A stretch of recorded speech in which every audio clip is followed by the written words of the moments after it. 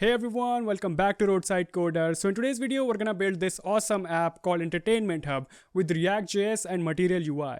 So let's explore this app first. So as you can see, we have this nav bar to navigate throughout this app. First section is for trending, where you can find all of the movies and TV series that are currently hot or trending this week. Now watch what happens when we click any one of these. A modal pops up containing the details regarding the description of the movie, and a carousel which contains the photos and the names of all of the crew and cast for the movie, which as you can see is on autoplay mode but stops as soon as we hover on it. And here's the best part, you can watch its trailer by clicking on this red button. It redirects you to the youtube.com. Now when we scroll down, we have this pagination component so that you can explore more and more movies and TV series. Second section is for movies, where you can discover different movies on the basis of different genres. You can either select single genres or you can select multiple genre. Third section is for discovering TV series, which is similar to the movie section. Here also you can select single genre or multiple genre and check the details about that TV series. Now the fourth section is for searching any particular movie or TV series. We have these two tabs which allow us to do so. So let's search, let's say Spider-Man. And here you can see the search results are populated with the Spider-Man movies. Now as soon as we click on the TV series tab, it's going to show the results for the TV series related to the Spider-Man. Now let's check how responsive this web app actually is. Here you go. You see how it's adapting to the different screen size, and the modal converts to landscape mode and to the portrait mode according to the screen size. So yeah, let's get started and let's create this app.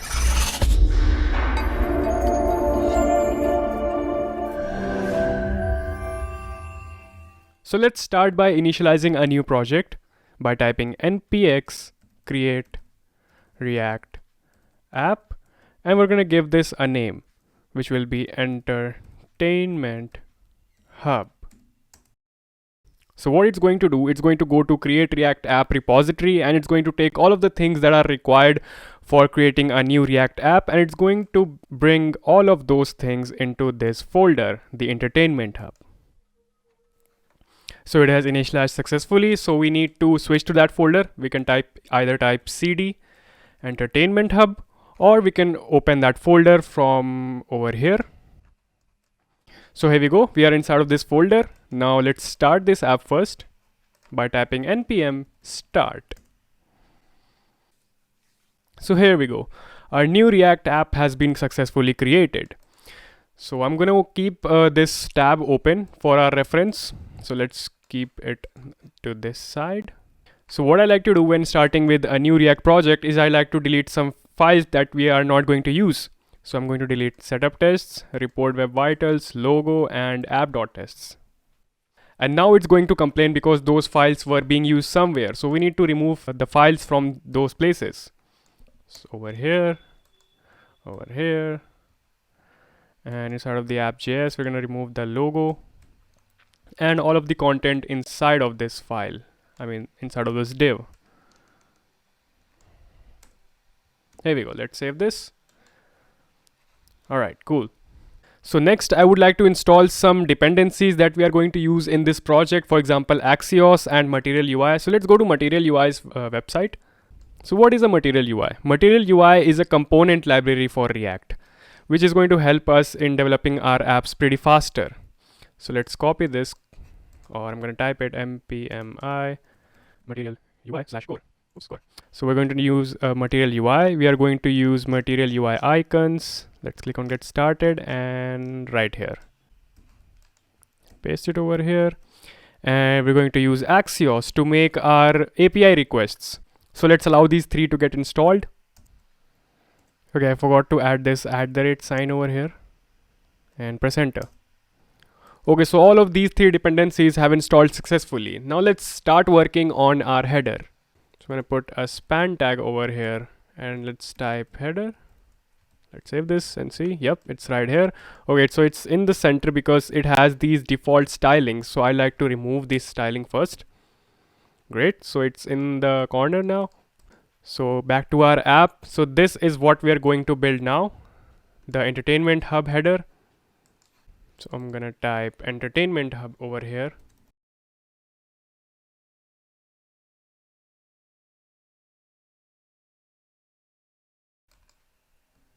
Great, let's save this. Cool, let's add some styling to it.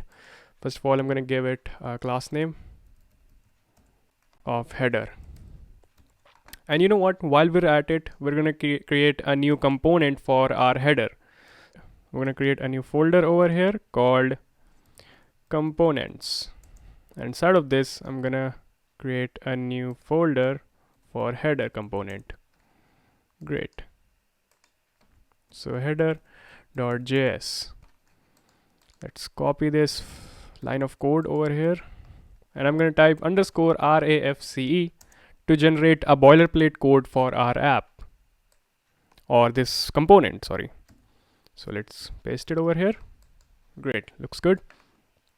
And I'm going to create a CSS file as well to add the stylings. Header.css, and let's import that CSS file inside of this file. So header.css. Great. So let's start styling this header. I'm going to go to CSS file and type header. Now I'm not going to go much in depth into CSS, but I'm going to explain you all what I'm doing over here. Okay, so let's understand this style. So what I'm doing over here is I'm making the width 100% of the screen, and the cursor is going to be pointed. Obviously, when we hover it, it should be pointed cursor, and position is going to be fixed. As you can see over here, the entertainment hub is not moving along with the scroll of the website, and display flex and the justify content is center to center this particular heading over here, and it's going to be uppercase, and the background color will be this. And yeah, font family, this is important. So I haven't imported the font yet, which I'm just going to do now. And font size is going to be 5 viewport width. Whatever the width of the website is, the 5 viewport width will be the font size.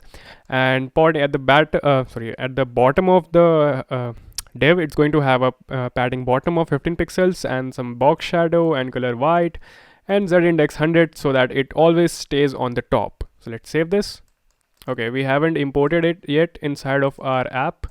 So let's header. Yep, there we go. So it's a minute, cannot resolve, blah, blah, blah, blah. Okay, I think I should restart my app. Let's restart the app first. There we go. Here is our header. So we need to add some few more styling. So it's going to look when we're on full screen, it's going to look good. But when we're on mobile screen, you can see it has shifted a little bit upwards. So I need to provide padding at the top when it's smaller than a certain screen size. So I'm going to go over here and add some media queries. So max width. And let's say if it's smaller than 1000 pixels, then we're going to add some styling to the header. First of all, which will be padding top of 15 pixels. Yep. And let's say font size will then be 6.4 viewport width. Yeah, great, looks fine, but we need to change this font over here. So let's import the font. The font that I'm going to use is called Montserrat. I'm going to go over here and search Montserrat. Oops. Montserrat, sorry, I was pronouncing it wrong. So we're going to take this thin 100, select this style and click on this import and copy this. Copy this.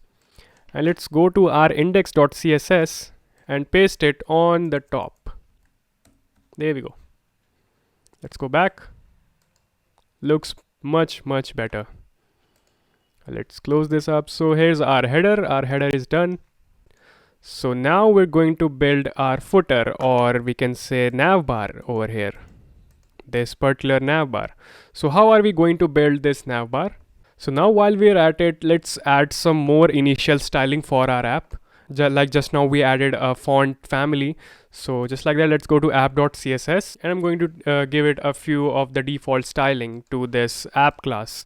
So first of all, .app, and its minimum height is going to be 100 viewport height. That is, it's going to cover all of this space in the screen minimum. And the background color is going to be this 3944. You can experiment with your own values. So yeah, I would like to use this one. Wait a minute. Okay, it has to be small a. Great. color of any text inside of it, it's going to be white. I need the padding at the top to be 130 pixels. Now you'll know why I'm adding these padding, because because of this header, it's let me type anything over here. Okay, I think the header is going to be outside of this div. So what I'm going to do now is I'm going to create a React fragment and keep the header out of this div. Yeah, that's fine. Now if I type anything inside of this app, you can see, wait, I haven't saved this. Yeah, you can see it is having this padding top. We're going to make it responsive when the screen gets smaller, because when the screen is full screen, you can see it looks fine with the screen size of the header. So yeah, padding top and a little bit of padding bottom to support the navbar menu, which we are going to build next. So 70 pixels. So let's make it responsive now. So dot app, what we're going to do, we're going to change the padding of the top to 70 pixels. Yeah, now you see, looks good. Okay, so now what I like to do is I'm gonna start working on this navbar component. So where does this navbar component is coming from? It's coming from Material UI. So let's go to Material UI and search. Okay, I'm gonna type navigation, bottom navigation. Here we go. So this is what we're going to use. So let's see, we have different types of navigations over here. Bottom navigation with no label, and okay, there are just two types of navigation. So we're going to use this simple one, the simple bottom navigation. Now before using this navigation, how do we navigate in a React app? We use something called React Router DOM. Now if you're not familiar with React Router DOM, you can watch my video. Here I've explained full React Router DOM with all of this, with all of its properties and everything, so you can have a clear idea what React Router DOM actually is. So before adding this, I'm going to install React Router DOM first. So npm I React Router DOM. Here we go, our React Router DOM has installed successfully. Now let's bring this component into our app. Okay, I'm gonna go over here and copy whole of this file that's providing us. All right, here we go. So I'm going to create a new component now, which is going to be, let's say, main nav, mainNav.js. Yeah, cool. Okay, what's happening over here? It's inside of the header now. Yeah, now it's outside. Okay, main nav has been created. Let's paste our code that we take in from Material UI. Here we go. Let's understand this code. What is this code doing over here? So this has these tags of bottom navigation over here, which are the icons that are going to be spawned. I can say spawned. Yeah, you can say spawned. So they are going to be spawned at the bottom of our screen. So I guess I'm going to make it display fixed as well, because whenever we are scrolling our screen, it's not moving from its place. Now let's edit this file according to our liking. First of all, let's import this to inside of our app. So let's import this over here. Simple bottom navigation. Let's save this and check how our app looks now. Right there. So it's having this light mode. We need to convert it into the dark mode. So let's provide some styling first to it. So so this is the use styles, which is used for Material UI's inline styling or in file styling, you can say. So I can give over here position of fixed. So earlier I said I need to give display of fixed. No, I mean position of fixed. Let's see, where did it go? Okay, it must have been hidden inside of behind this. So I'm gonna give bottom to 0. Yep, looks good. Background color to hash a similar color to the one we are having right now, 2D313A. So it's a bit darker version of what we're having right now. And the Z index of this one as well is going to be 100. So it always stays on the top. Now let's change these icons according to what we are going to use. So we need a trending icon, movies, TV series, and search. Let's add this trending icon first. I'm going to go to the material UI and search trending. So here we go. It's showing us material icons over here. I'm going to go to material UI icons and search trending. Whoops, trending. There we go. This icon is called what's hot icon. Let's copy this up and paste it over here. So let's replace this first one and type what's hot icon. There we go. You can see it has changed to this what's hot icon, and let's type in the label trending. Also, one thing I forgot, I need to add the styling to all of these to make them white. So let's add the inline styling of color equals white to all of these. All right, let's duplicate this for the fourth one. Yep, looks good. So first one was trending. What was the second one? Movies, then TV series and search. Okay, so let's change the text first. Movies,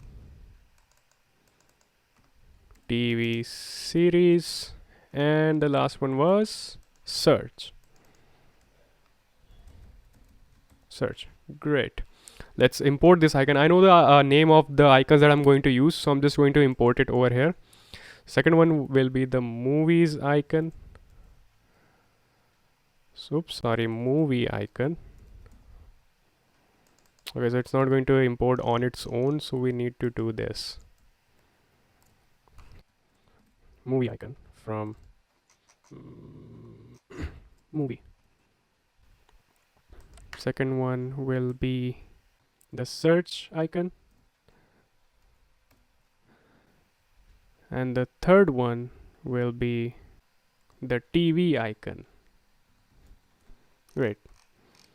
Let's go over here and import all of this. Okay, we have the movie icon. We need the TV icon right there. And at the last, search icon. There we go. We have our nav bar ready over here. Alright, so we have installed our React Router DOM, but let's configure it first to start using it. What do we got over here? Okay, it's giving some errors. I'm going to remove all of these icons that we are not using anymore. Let's go to our app.js, and I'm going to give this tag a name of browser router, which will be imported from React Router DOM. Now again, if you haven't watched that video yet, you can watch that video by clicking up at the I button or the link in the description. So browser router is used to wrap up all of the application that is going to be inside of our router, of our React Router DOM. So we need to wrap our application with browser router. Now we need to create some navigation, or we can create some pages over here. So we're going to import something called container from material UI. So what container does is, which I'm going to show you now. Let's say movie app over here, and I need to keep this container inside of this div, just like that. Now watch what this container does. You can see it has provided us this empty spacing over here. Now as the screen gets smaller, it's going to adapt according to the screen size.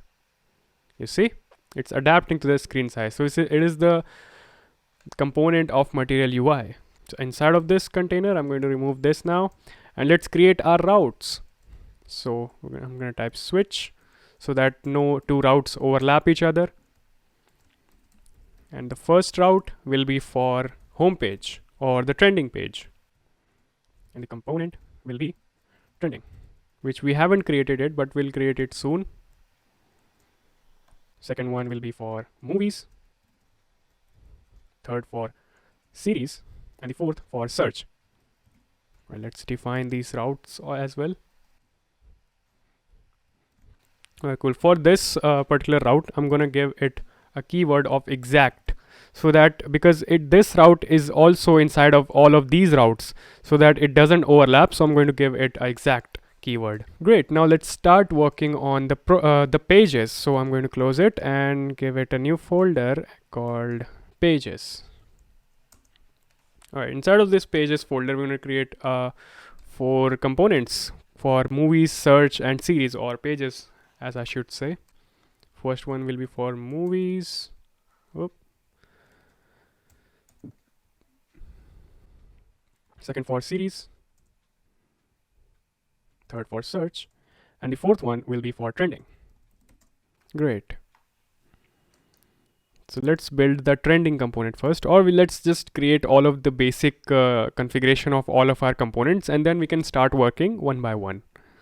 So for trending, we're going to create a new file called trending.js, and let's add RAFCE, call it trending. Or let me add a new component with the name of page title.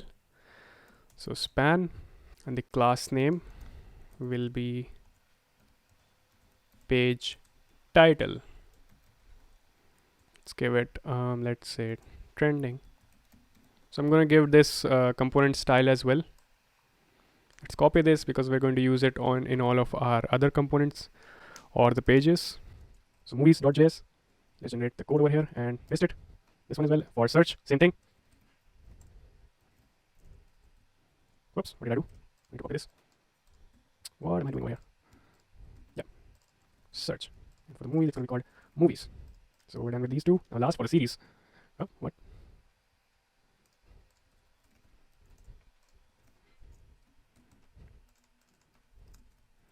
Great. All of these are done. Now let's import this over here. For trending, I'm gonna get trending. Okay, it's not getting imported, so I'm going to manually import it from here.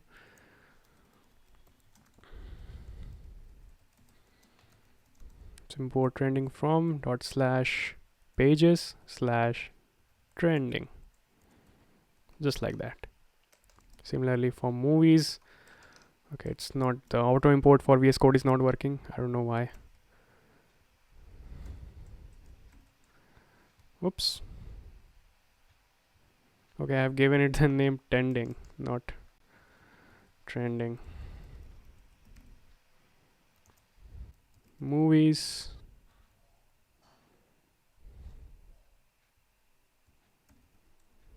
Series.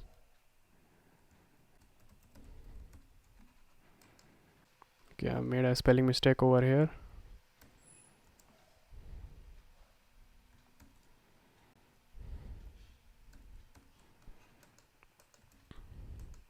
Great. Now it's giving us error that these are not defined, obviously because we haven't imported them from Reactor. So I'm going to go over here and press CTRL space and click on this to get it auto imported from React Router DOM. And for this one as well. Awesome. Let's try our navbar. Okay, it's not working for some reason. Okay, obviously because we haven't configured our navbar, we have just defined our routes. But if we go over here and let's say movies, yep, there you go, it's working absolutely fine. Let's go back to our home page or trending page. Okay, now let's head towards our components inside of navbar. So how does this navbar actually work? So you can see it has this const value, set value of use state over here. So what it's doing right now is whenever I'm clicking over, let's say on trending, so it's defining its value to be 0. And when I'm clicking on movies, it's defining its value to be 1. So this is how it works: 0, 1, 2, 3. So according to that, let's say if we selected 1, so we need to push the /movies route to the top of our, to our URL. So let's go over here and I'm going to create a use effect, which is going to be fired every time this value changes. Let's import use effect. Use effect has been imported, just like that. Okay, so in the dependency box, I'm going to give it the value variable that is being used over here.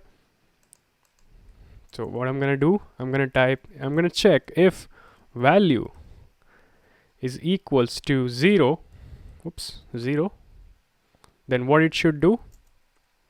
It should push by history dot push trending. Now, where does this history is coming from? So history is the part of our React Router DOM. So we need to get it from our React Router DOM. So I'm gonna type const history equals use history. Now all of these things were explained in my React Router DOM video, so you can watch that. Let's click on over here. Now you can see it has been imported automatically. Where is it? Yep, there it is. Use history has been imported. So now whenever we press on the trending, it's going to take us to the slash route. Let's create more routes just like that. So else if value is equals to 1, history dot push slash movies. Something's wrong. Okay, obviously. Okay, we are supposed to add history as well. As you can see right here, it has a missing dependency of history, so we need to add history inside of the use effect. All right, second one will be for the TV series, so slash series, and the third one, or the fourth one I should say, is for the search. Let's save this and let's check this now. Beautiful, it's working absolutely fine. Alright, cool. So now we can start working on the individual components or individual pages for our app. So let's start working on trending. But before going on to that, I need to create a folder which is going to keep our config file. So right here, I'm going to create a new folder with the name of config. Inside of this, I'm going to create a new config file, which I'm going to explain what we are going to use for config.js. All right, here we go. So what these things are is these are the pictures when, let's say, for any of our card, there is no picture available from the API. So what we're going to do, we're going to use this particular link to replace that picture. Let's click on this link. Here you go. It's going to show poster not available. So just like for a landscape picture, it's going to show this. So we have different pictures over here for different purposes. So I've labeled this over here. Now you can copy this code from my GitHub by clicking on the link below. I've given the link to the whole of the repository. You can just take all of these links, or you can just Google it out and create your own photos. Like you can use the copyright-free photos for your project. Let's save this and close this up. And let's go to our trending page. All right, now it's time to understand where all of this data is coming from. From which API is all of this data coming from? So the API that I'm using is called MovieDB API. This is that API. Here we go. So all of the endpoints are inside of this API. For example, if I want, let's say, trending, so here is it. Here it is, the trending.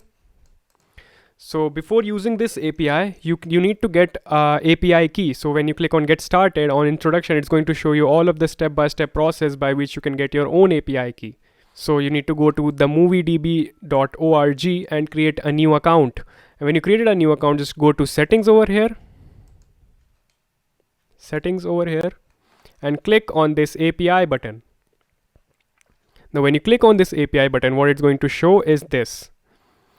It's going to show this page where you need to request a new API key. I cannot show you my API key because I would highly recommend you to go and get your own API key from over here. So if you click here, you need to register and add a few things, and I guess under few hours they're going to provide you your own API key. And just copy it up, and we're going to paste it inside of the .env file. Now you must be asking what .env file is all about. So let's go over here and search what .env is.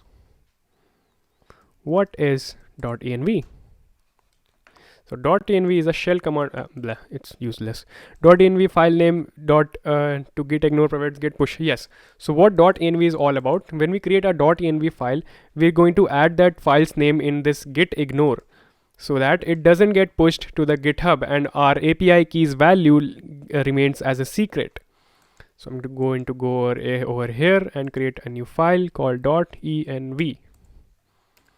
Now to use .env in React, it's a little bit different than how it is on Node.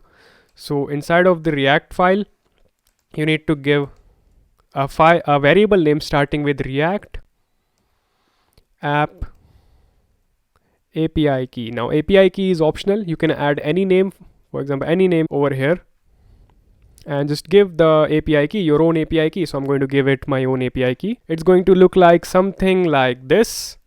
So just provide it to your own API key and save this file. So after saving that file, let's go back to our trending page and let's start building it. So yeah, I was explaining the API. So let's go to trending page. Yep, trending over here. So how do we fetch this trending API? So what we need to do is we need to go try it out and just enter your own TMDB key. You can, it's going to look something like this as I explained you earlier. So as you can see, it's entering the API key over here, and you need to provide some parameters that you want to use. Let's say if you want to use the trending according to the day, you can set the day over here or set the week over here. So, and when you copy this and paste it over here, it's going to display all of the data. Now it's not going to display anything because this is not the right API key. So let's go to our app and fetch the data from over here. I'm going to go over here. Let's put this on the side. I'm going to create a new function right here. Fetch trending.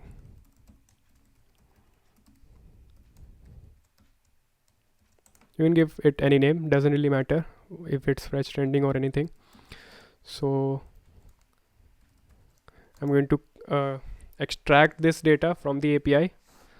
So let's type await, and I'm going to use Axios now to fetch the data.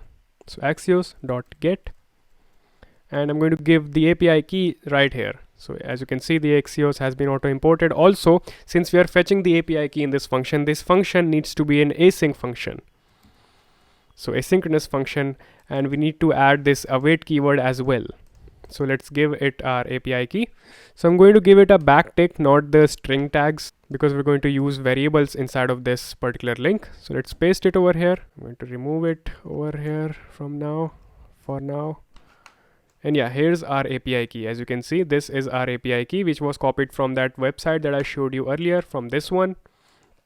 And over here, this is how you use your .env file by typing $ process.env react, whatever the name of your app of your .env variable is.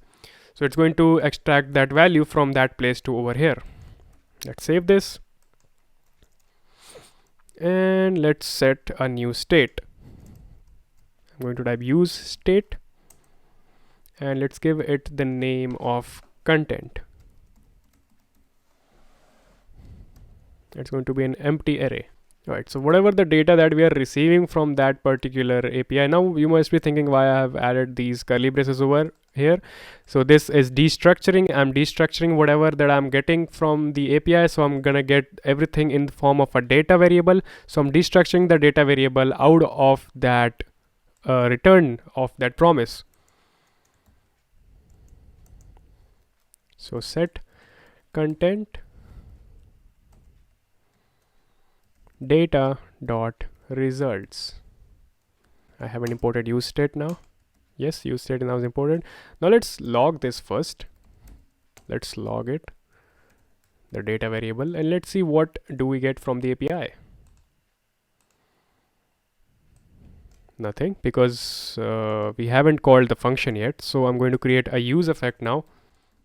Use effect, and let's clear this up and call fetch trending function. Here we go. So use effect is not defined, obviously, so we need to define it. Okay, one thing that I forgot to mention is when you edit your .env file, you need to restart your React app. So I'm going to restart my React app now.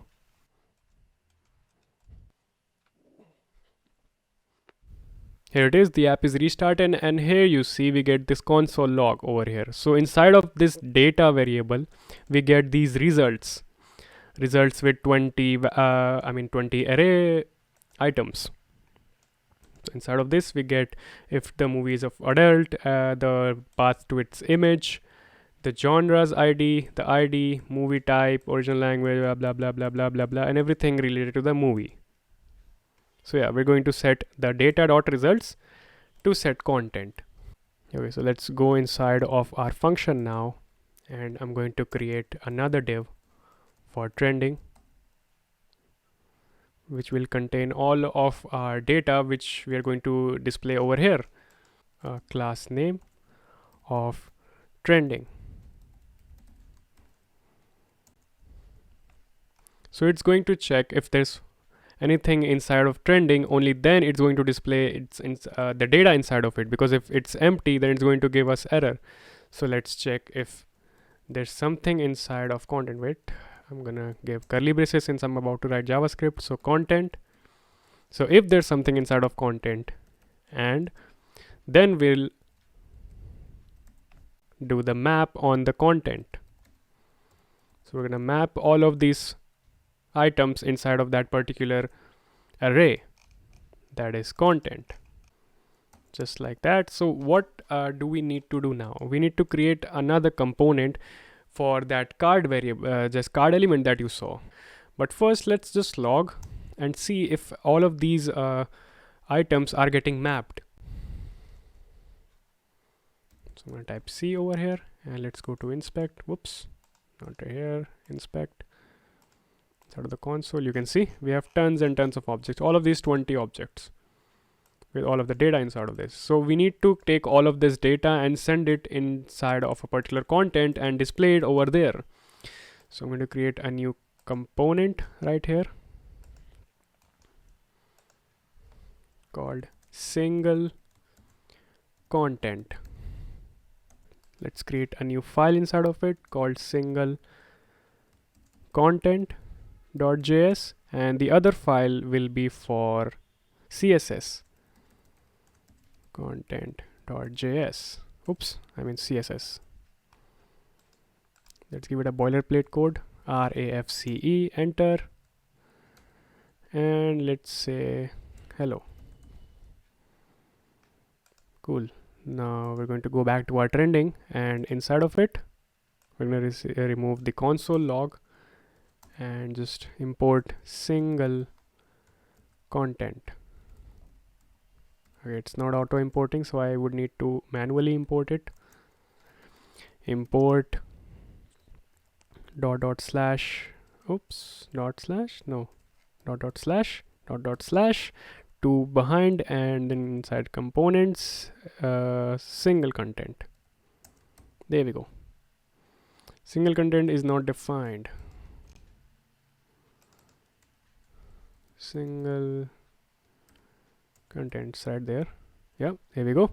So as you can see, all of these hellos are printing 20 times because it's looping through the particular content array 20 times.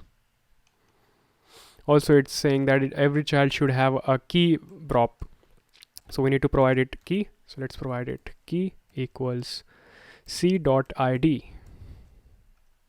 Let's refresh it. It shouldn't give that error now. Yes, it shouldn't give that error.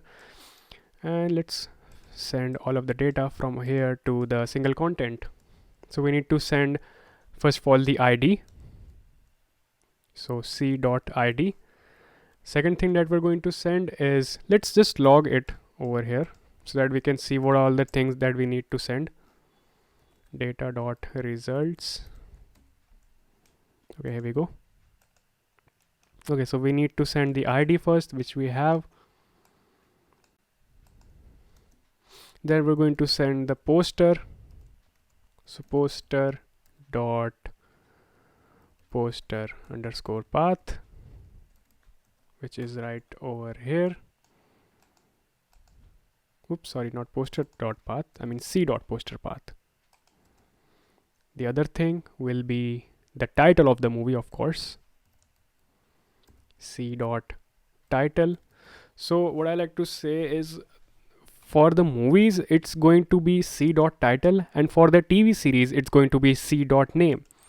Now if you go through this API over here, you're gonna see for some, okay, it's not over here, but you're gonna see that for movies it's c dot title, and for the TV series there's no c dot title over here, so we need to write c dot name. So either of these is true, it's going to go with that particular value. Now we need to add the date of the release for that movie or the TV series. So for movies, it's C dot first air date,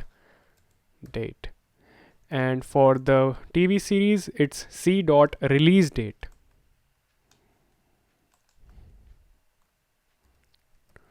Release underscore date. Just like that. Let me check if the spelling is correct. Yes.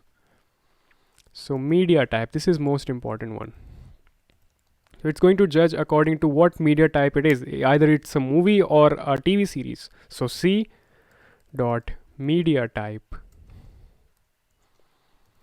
Now we're gonna check what the rating R is for that particular movie or the TV series. So we're gonna send it in vote underscore average.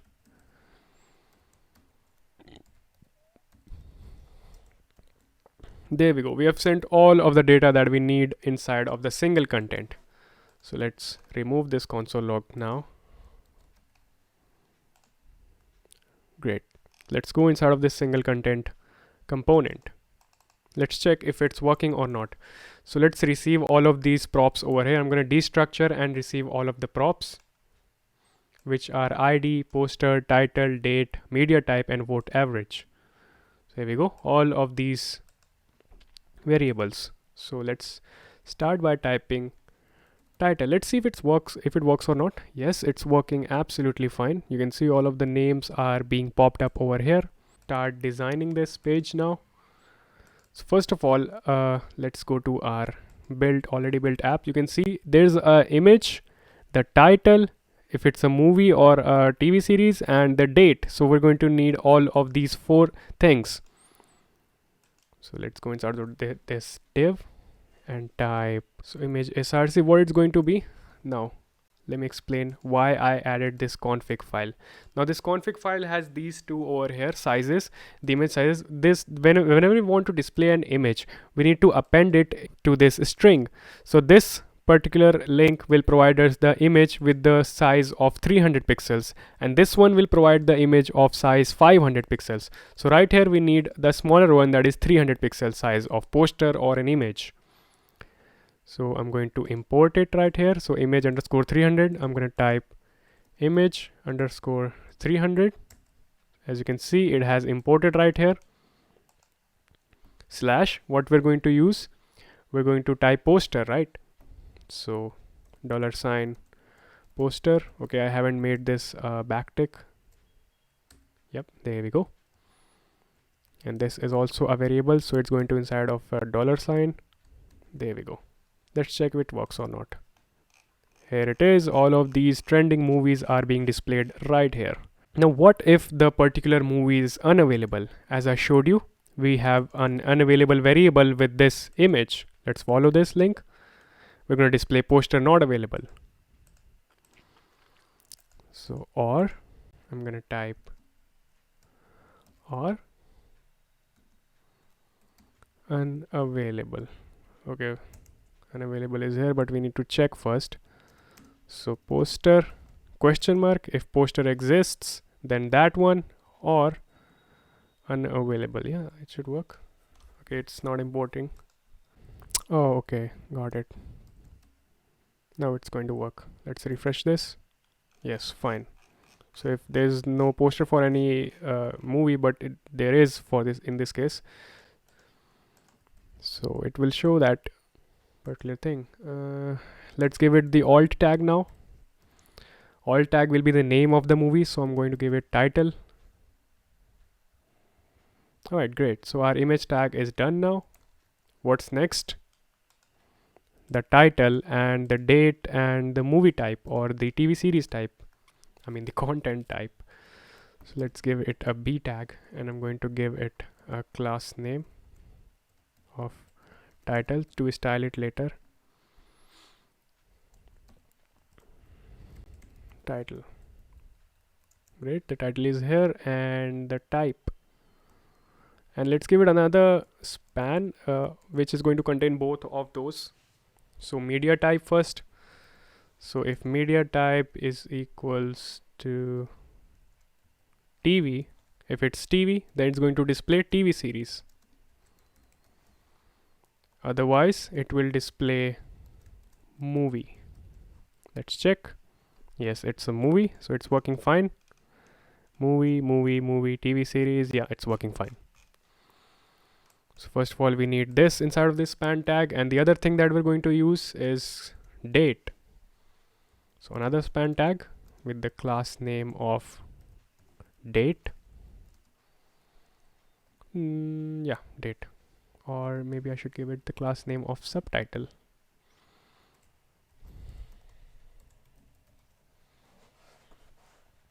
Also, this span has to also be the class name of subtitle.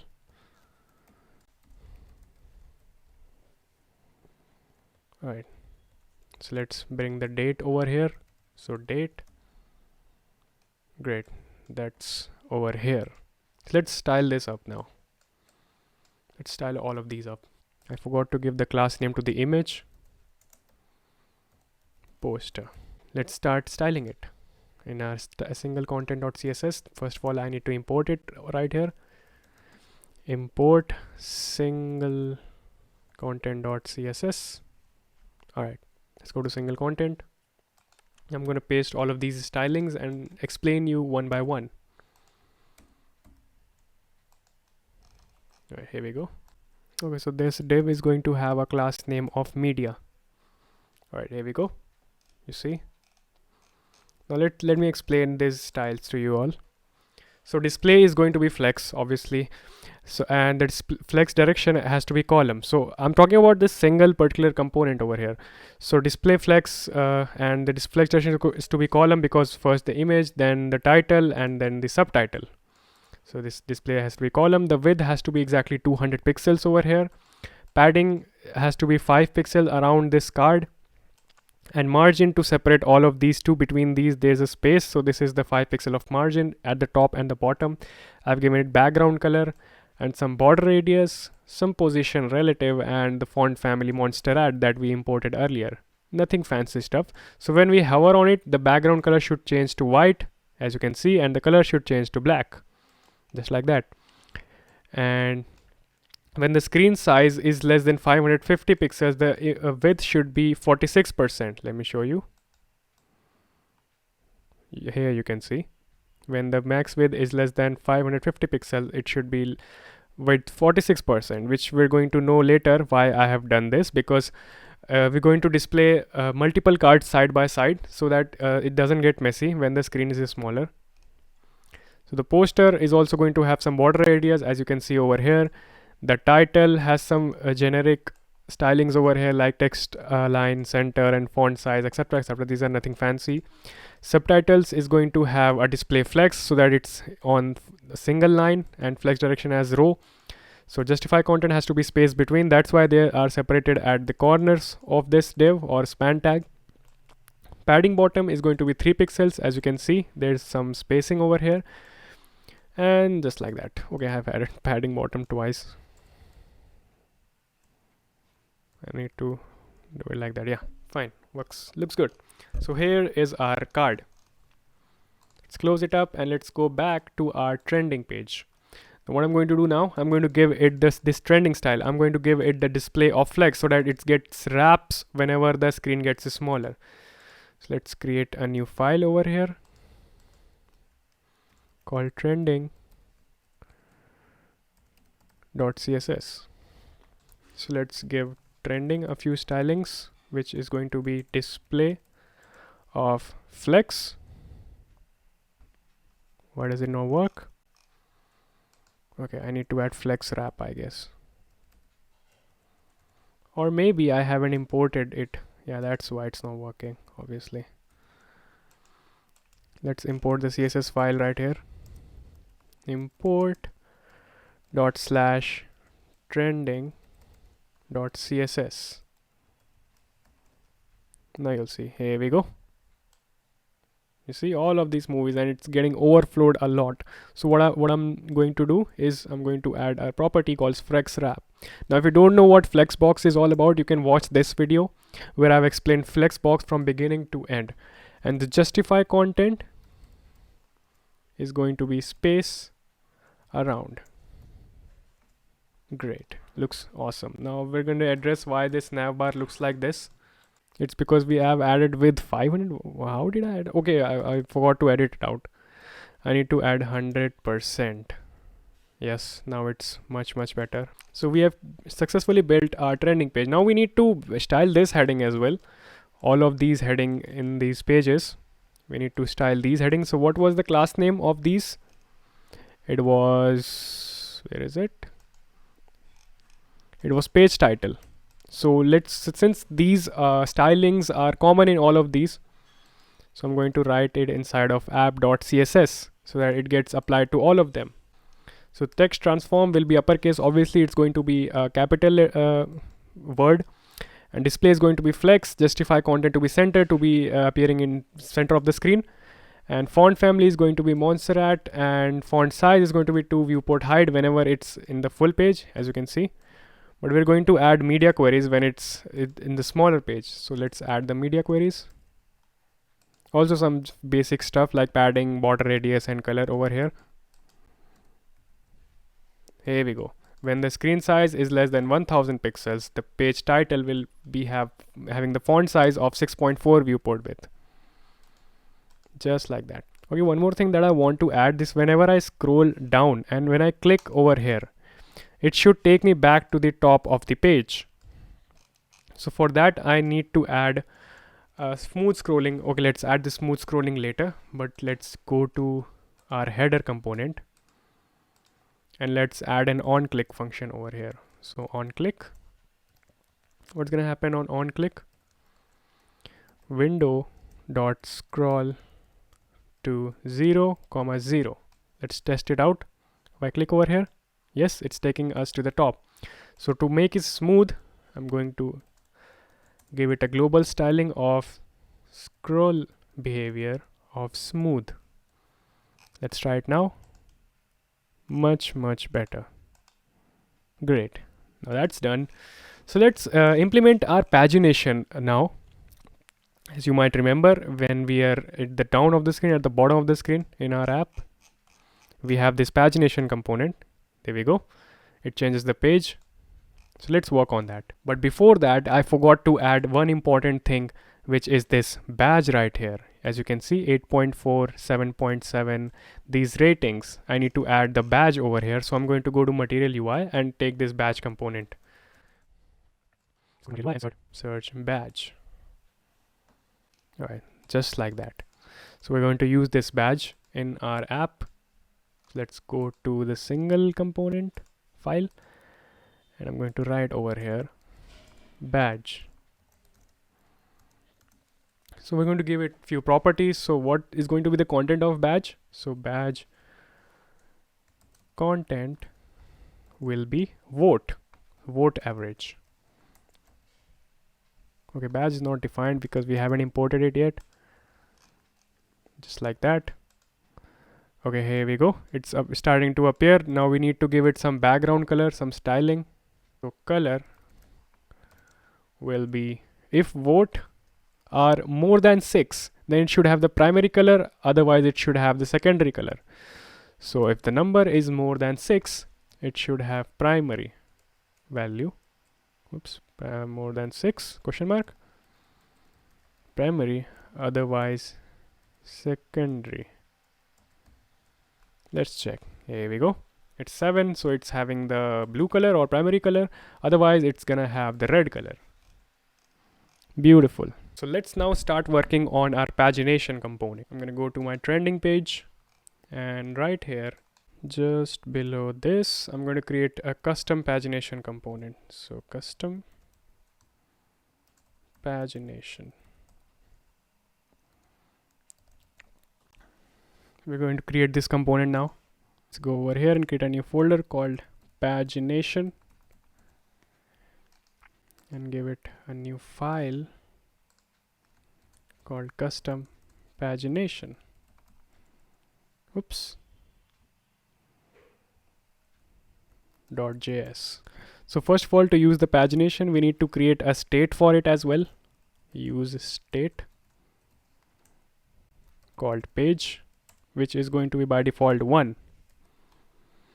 So I need to add this in our API key as well. So I'm going to type and page equals $ page, just like that. So custom pagination is not defined obviously because we haven't created it yet. So RAFCE, there we go. Oops, RAFCE. Let's write pagination over here and let's import it now.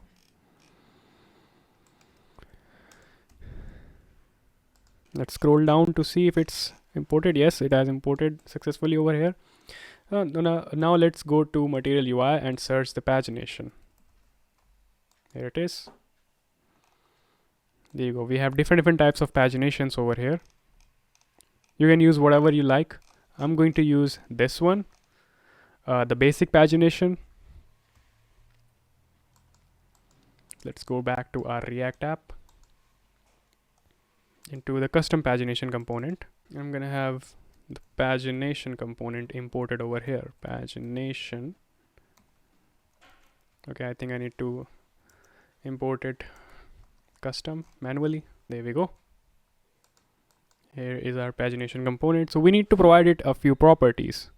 On change, it's going to change a function which is called handle page change. This one. So whenever we change the page, it should scroll back to the top and set the set page to the particular page that we are set, which will be sent from over here. So I'm going to send set page equals set page, because it's going to be responsible for updating our page. Whenever the page size, let's say page value is 2, so it's going to call the API key again at the page 2. So to allow that to do, I'm going to give it the use effect of page dependency, so that every time the page changes, that this code gets fired off once again. All right, let's go over here. So handle page change. So on change, it's going to call this and it's going to receive the particular page. So e dot target dot text content. Now don't worry if you are unable to understand how did I'm getting this text content over here, because all of these details are available in Material UI libraries documentation. So if you go over here, you can see everything is right here. You can just have a look at this basic pagination API by clicking it over here, or you can understand my tutorial. So yeah, here we go. Let's save this. Let's go back. It's having some problem, can't resolve, blah blah blah. So count, which is the number of pages. So I'm going to give number of pages. So number of pages is going to be the default value, which is going to be 10. That is by default there's going to be 10 pages, because as I know, the API, mostly the API has like 500 to 600 to 1000 pages. So it's going to be default as number of pages. What's going on over here? Can't resolve Material UI lab. Okay, I think I need to install Material UI /lab as well. So I forgot this important detail. So I'm going to install it now. npm I Material UI lab. So this pagination component resides itself inside of this Material UI lab. So you can go to Material UI's documentation and read more about it. All right, so we have our Material UI lab installed successfully. And as you can see, our app is now working fine. So let's add a few styling to this div. I'm gonna add some inline styles. So let me just copy this up and paste it over here. So the width is going to be 100%. Let's check if it's there. Yep, it's right there. Page 1, let's go to page 2. Yes, the page is changing. It's working absolutely fine.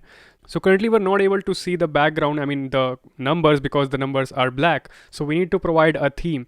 So we're going to provide it a dark theme. So how do we do that? So the way we do that is by typing const dark theme, or any name of your theme.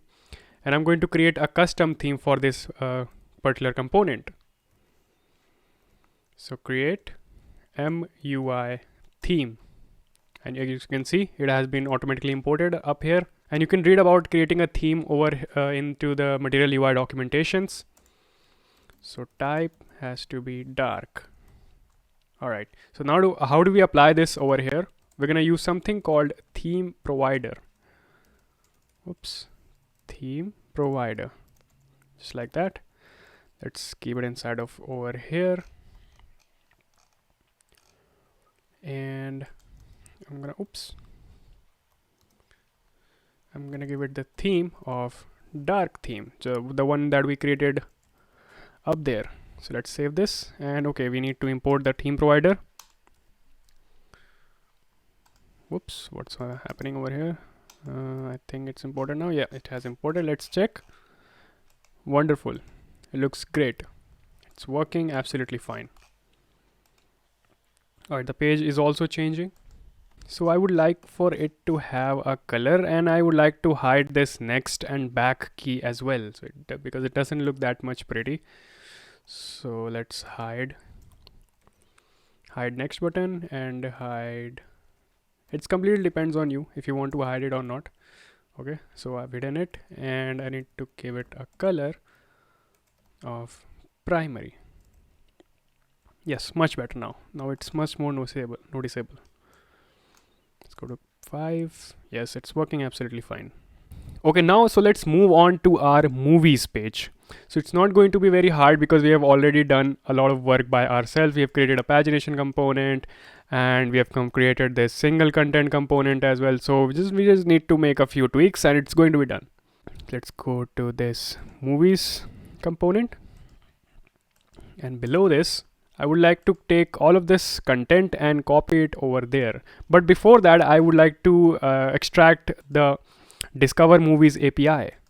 So let's go over here and type const fetch movies, and it's going to be an async function just like earlier. And let's extract it. So await Axios dot get. We need to extract the data from it, and I'm going to add the API over here. So where do we need to store it? We need to store it inside of our data variable, data. Right. So let's get this API first. So in our API documentation over here, and let's go to the discover. So inside of this discover, we need to get this API /discover/movie. So let's go to try it out, and just enter your API key. And here's your API key and the language and the region, and select whatever thing that you need to select. I have my API key already built, so I'm going to provide all of these API in the description, so you don't have to go over here and search it.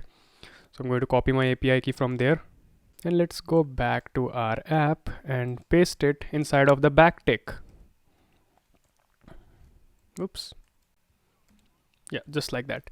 So as you can see, we have /discover/movie, and we have my API key over here. And just like the trending, we need to create a page component, which is going to be this one. So as you can see, the page component, and this is something new. We're going to create a genres component for our movies page and TV series page. So I'm going to remove this for now until we create this genres component, and let's add a state for page. Use state for page, yeah, with default value of 1. So use state is not defined. Let's just define the use state. Here we go. There's some problem over here. React hooks has a missing dependency. Okay, we don't need this fetch trending dependency, so I'm gonna copy this line over here, and let's go to trending and just add this line over here to ignore this error. Great. So we need to call this fetch movies now. So use effect, inside of our use effect,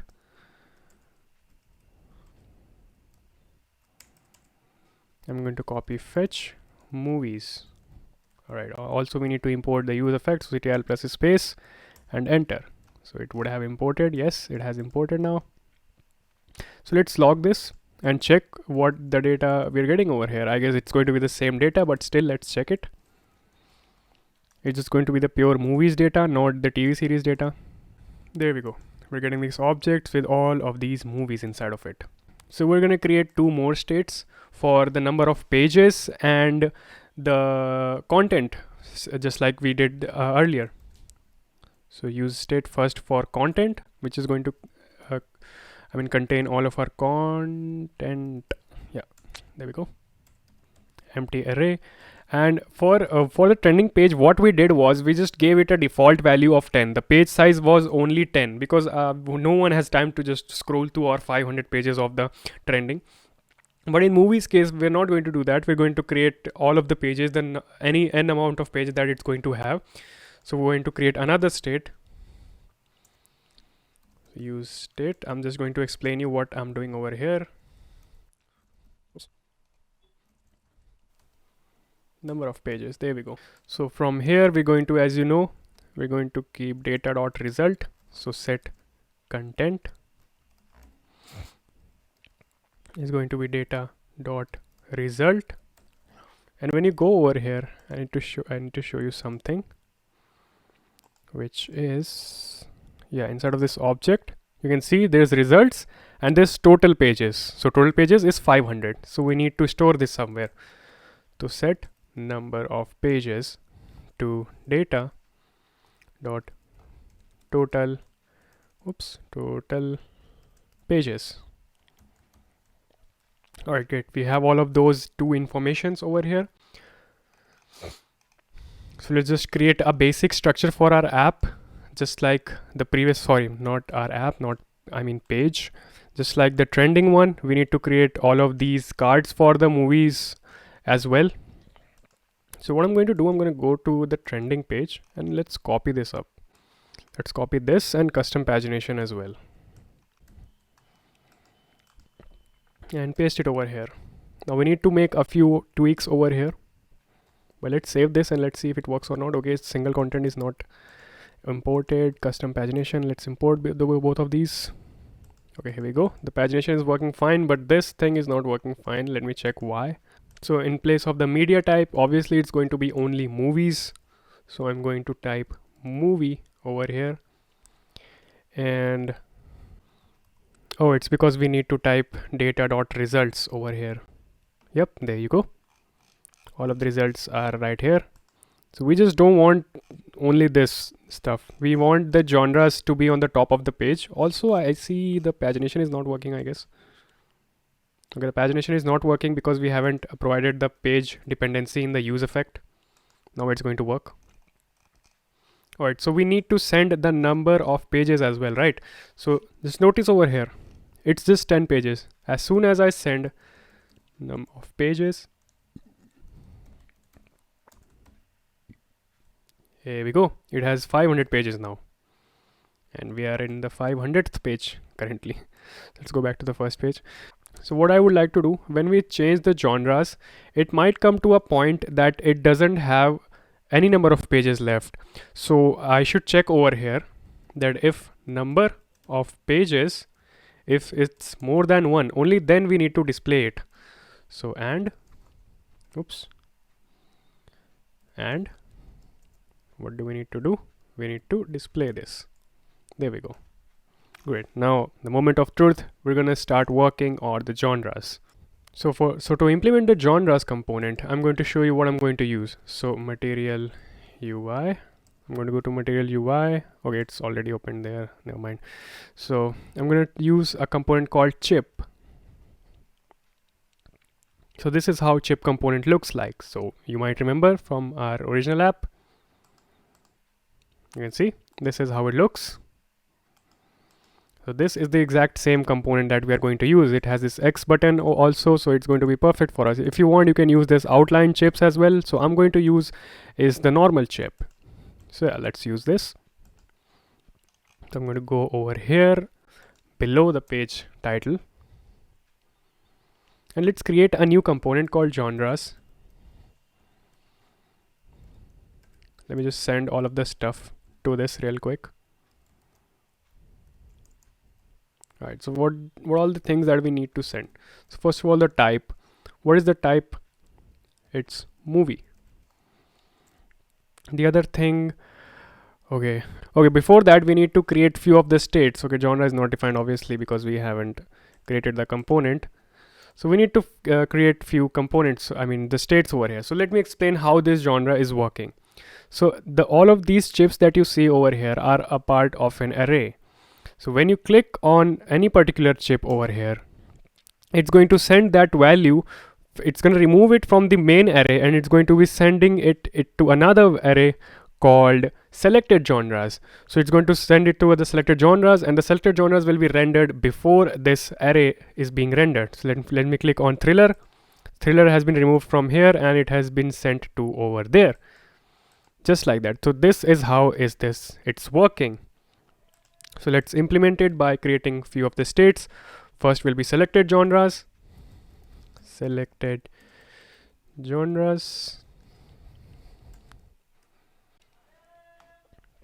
which will be an empty array, and the normal genres, which will be an empty array as well. All right, cool. So let's just send all of this data first.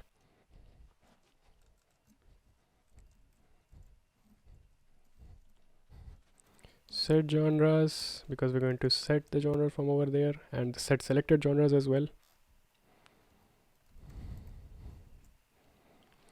And we're going to send the set selected genres. What is left? We need to send the page as well. Why? Because whenever we change the genres, you can notice we need to send the number of pages that are inside of that genre. For example, if I set animation, so it's going to update the pages, how many pages are still remaining in the particular genre that is selected. So where is it? Set page equals set page. Great. All right, let's now create our genres component. Inside of our components, I'm going to create a new file called genres.js. Right, so it's appearing over here or not. Okay, I need to import it. There we go. Okay, so let's receive all of these things that we sent from that place. Okay, so these were the things that we sent from there: selected genres, set selected genres, normal genres, set genre, thing that we had sent from over there. So first of all, we need to fetch all of the genres that we're going to use inside of this. So we're going to go over here. We're going to create a function called const fetch genres, which will be async because we're going to make an API call. So await axios dot get. So you can find this link as well in the description, the one that I'm about to copy over here, paste over here, this one. So this has the type, which means what type is there. Is it the movie or is it the TV show? So it's going to give us the genres according to that. And we have our API key as usual, and the language is English. Nothing fancy over there. So there we go. We need to store it inside of our data variable. And let's create a state over here called genres, or maybe we can use, we've already created this state over here. So we're going to store it inside of our set genres state that we're bringing from there. So data dot result, data dot genres.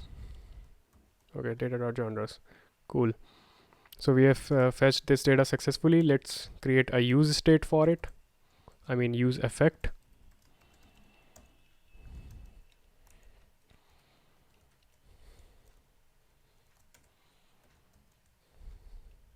Inside of use effect, we're going to call fetch genres. I would like to say one thing. Whenever we are changing the page, we want this genre component to be unmounted. So what do we do to get unmount the component? Unmount means that it should cancel the API key call. So we need to return, just like that. If you're coming from React classes background, so you might know what unmounting and mounting is all about. There was a function called component did unmount, so that did the same function. To replicate it, we're going to use set genres to empty. This is not very important, but it's a good practice to do. So I would highly recommend you to do this. Oh, here we go. So we've got it. Let's just log this and check what do we have inside of that.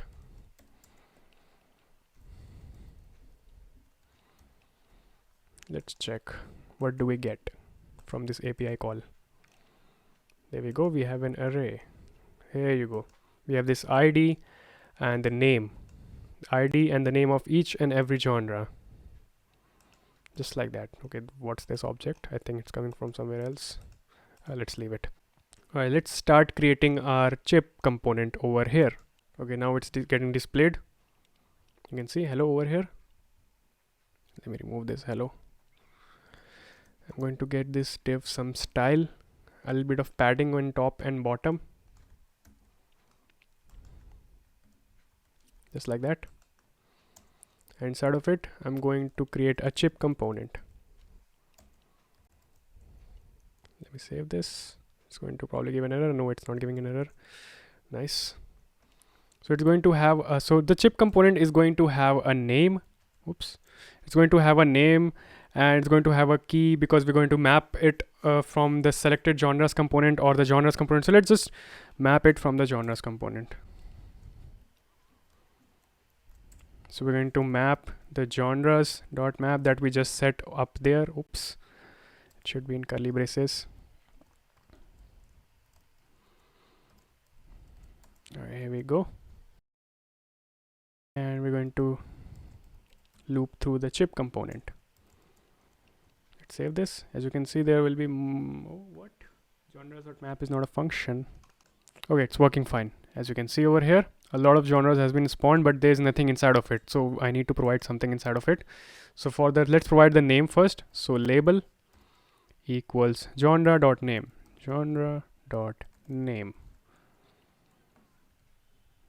Okay, it's giving us this error because whenever the page is reloading, it's not populating all of these genres. So what I'm going to do now is over here, genres, and yeah, that should work. Let's see. Yes, that's working. Let me reload it. Yes, that's working fine. So as you can see, all of these genres has been spawned over here. The style of margin 2, so that there's a little bit of spacing between them. Yes, it is. What else do we need to give it? We need to give it that it's going to be clickable. All of these are properties of this genre. You can just go to Material UI's documentation and read about it. There we go. It's clickable now. Size will be small.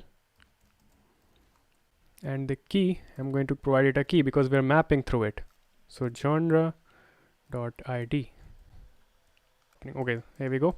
So all of the genres are spawned over here. So what I want to do is whenever I click on a particular genre, it should go back and to another array called selected genres, which is imported by us over here.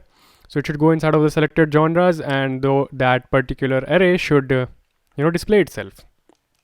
So let's do that real quick. What I'm going to do is I'm going to create a function called handle add and handle remove for both of them. So just right here, const handle add.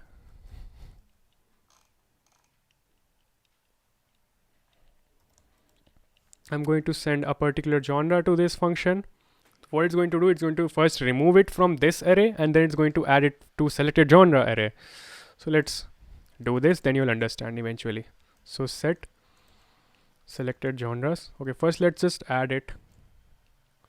So just add everything that's inside of this selected genres first. And then after that, we're going to add the one that is being sent to us. So genre, just like that.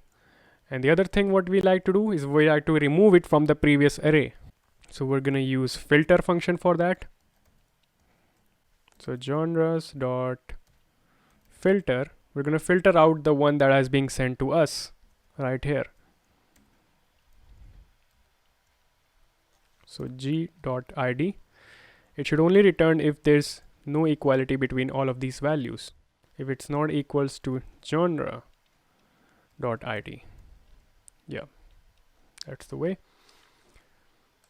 And we're going to set the page, as I mentioned earlier, we're going to set the page to 1. So it's back to 1. Let's try it out. Okay, it's not going to work now because I haven't, mapped through the selected genres till yet. So let's do that. So I'm going to copy it, and just right before it I'm going to paste it and going to replace this genre selected genres. All right, and I'm going to change the color of this thing. So color will be primary. Let's find out. Let's click on any one of those. Okay, it's not working for some reason. Okay, we haven't called the function, that's why it's not working.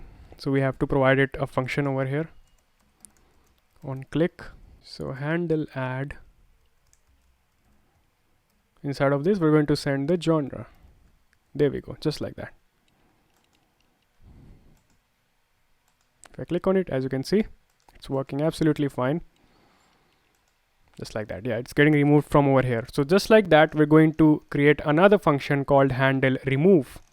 This is the handle remove function. So what's happening over here? We are setting the genres. First of all, we're removing that. First we were adding it to over here, then we were removing it from over here. So in this one, we are removing it from over here by doing filter, and we're adding it back to the previous array. So let's save this. And we need to add it over here. So inside of this, we need to make some changes right here. I need to add a button, which will be on delete. So on delete, what's going to happen on delete? Handle remove. Let's try it out. Working absolutely fine. So we click on X. You can see it's getting removed from here and it's getting added to over here. You can see fantasy. If I remove music, it's got removed from there and added to over here. So this is how it's going to work. So our genres component is done. So let's get back to over there. Okay, what's happening over here? Missing dependency. No, I don't need to add this missing dependency. So I am going to use this line and just add it over here. Yep, fine. It's working fine. All right, let's move back to our movies page. And I need to add the genres to our API key, which will be right here. This one. There we go. But before adding that, I would like to show you one logic that we need to add. So what happens is we need to add this particular line over here. Just a sec. Yeah, this line over here. So with genres, it need to have the code of the genre over here. Let me remove this. So it need to have something like this.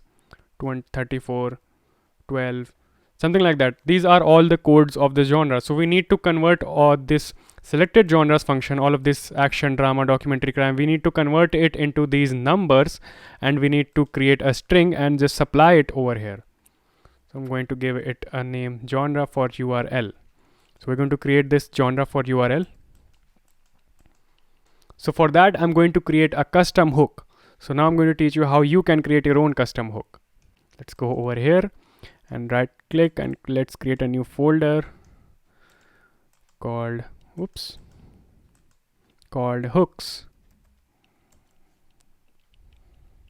I'm going to create a new file called use genres. So you need to give the file name as use, starting from use, and give whatever the name that you want. So I'm going to give it use genres. So this is going to be our custom component. So what a custom hook is all about? It's just a function with some logic that we're going to use again and again. So it's going to be imported right here. So let me show you how can we call that particular function. So let's create a function over here called use genres. So this is what our function will look like.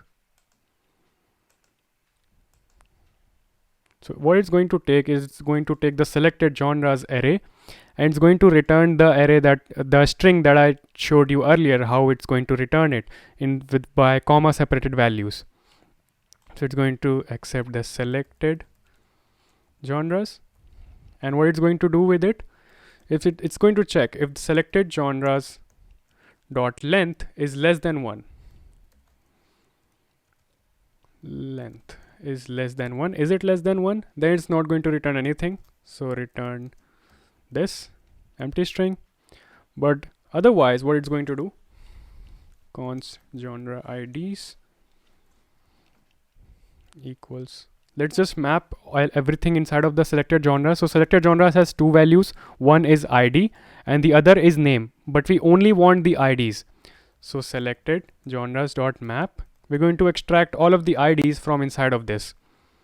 So G or any variable. So G dot ID. So it has extracted all of these IDs inside of it, and now I'm going to reduce it to that particular value that we need. So return genre IDs dot reduce.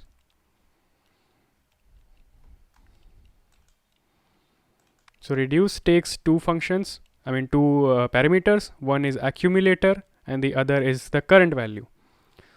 So I'll explain what reduce does. So what it's going to do over here, the accumulator is the main value inside of which it's going to add everything. So accumulator, first value, currently accumulator has the first value of this array. So accumulator plus comma and plus what we're going to add, the current value.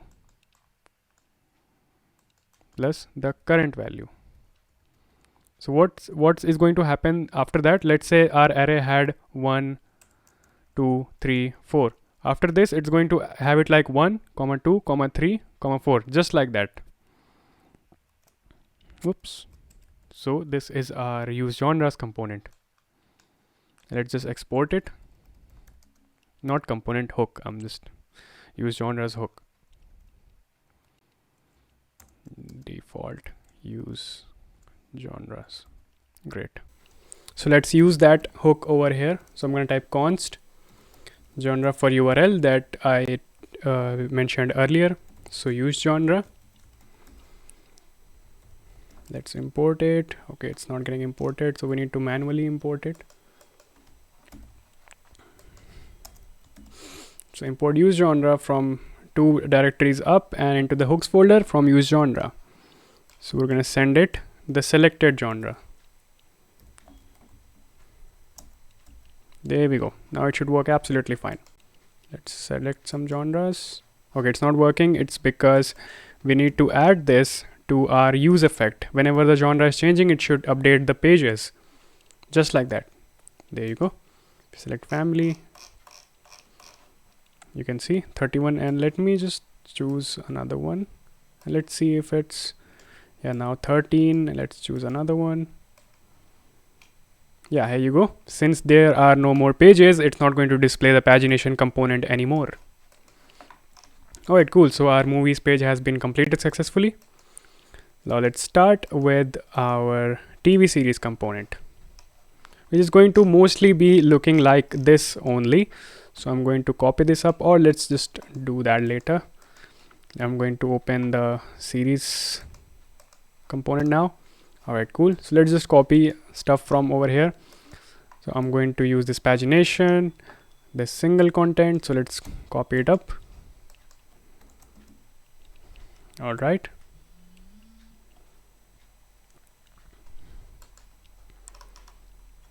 Also genres as well. I'm going to copy this.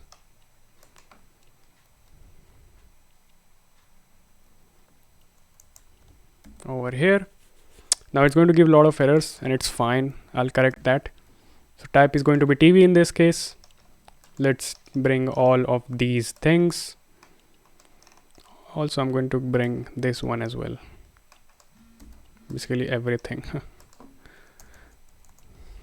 going to paste it up. Okay, so we're going to use page, right, content, number of pages, blah, blah, blah. All of these things are going to be used. So discover / TV. We need to do this. Okay, so use state is not defined. Let's just define all of those stuff. Use genre. Let's define that. Use effect. Let's define that as well. Okay, single content is genres is not defined. Let's define that. Single content. Let's define that. Anything else? Custom pagination. Let's define that. Let's save this. Okay, Axios is left. Axios. So I haven't done any freaking thing over here. I've just changed movie to TV over here and just over here as well. So what's happening over here? Genres is not defined. I just defined it. Reload. Yep, there you go. It's working absolutely fine. Just like movies, it's working fine. Yeah, there you go. And these are all you can see. These are movie TV series. Oops, why is it displaying movie over here? Okay, because of this we need to send TV. Yeah, there you go, TV series. Great, that's working. Now for the last one, we need to create the search component or the search page. So let's go to search page. So search page over here. So let's create a few states over here. First one, as you all know, is going to be for pages and for the content. So let's just create some basic use states that we're going to use. First of all, the type, which will be movie or the TV series. So what I'm going to do now is, as you can see in the original app, this text component and this button, and below that we're going to use this tabs component, right? So let's just create that first. I'm not going to use the title over here, so let's remove that. And first of all, let's just create a text field. So text field component is in Material UI. You can go and check it out. You can paste it over here. This is the text field component. So I'm going to give it the flex of 1. The class name is going to be search box. The label is going to be search, and variant is going to be filled, and on change it's going to update this. So let's just remove this for now. Let's do use state. Yes, here we go. You can see now we need to provide a dark theme. As you might remember, we have provided it to our navigation bar. So let's create the dark theme as well while we are at it.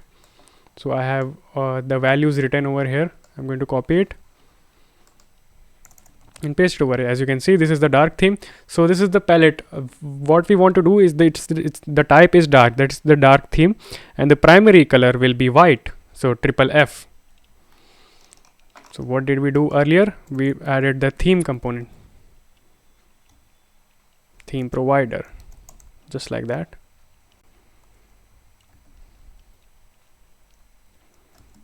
So theme equals dark theme. Let's see if it works or not. Okay, we haven't imported this. Create MUI theme. Anything else? Yeah, theme provider. That one as well. MUI theme is not defined. Okay, it's defined right there. It should work. Yep, there we go. So inside of this theme provider, I would like to create a div so that I can give it styling more flexibly. So the text field, and the other thing is going to be a button. Oops, button. And inside of the button, I'm going to have a search icon. Search icon. So I'm going to import it from Material UI. Just a second. But the button variant will be contained.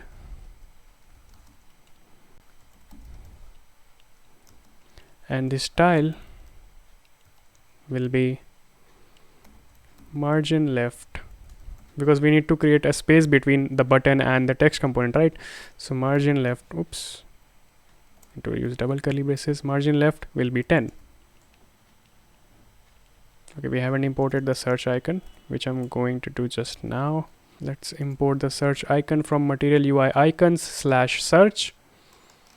Button is not defined, so I'm going to define that one as well. There we go.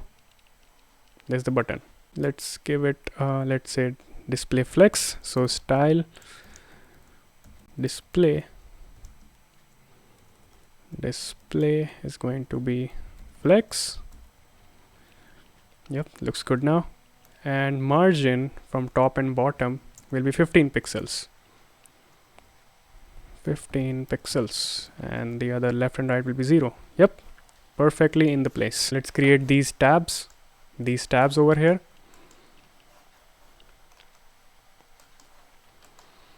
So for tabs, I'm going to use a component in Material UI called tabs. So over here, I'm going to write tabs, or I guess this, just like that. Value will be tab, whenever the tab will be changed, it's going to have the value of value will be type. Oh, okay, value will be of type because we have created this type state over here. So if it's going to be the first one, just like in this one, it's 0, 1, 2, 3. So in this one as well, it's going to be 0 and 1. So by default, it's going to be 0. So I've set it to value equals type. Indicating color, indicator color will be primary. Text color will be primary as well.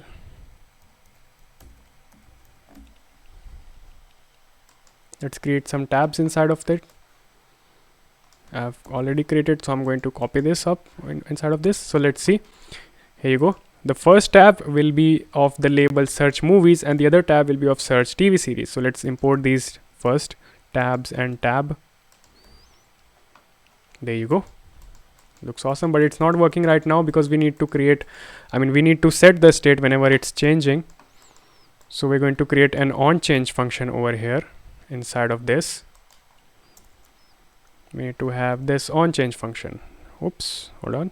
This onChange function. So whenever it's changing, it's going to set the page to 1 and set the type to whatever the new type of value is. So currently the set page is not created. So let me just create that.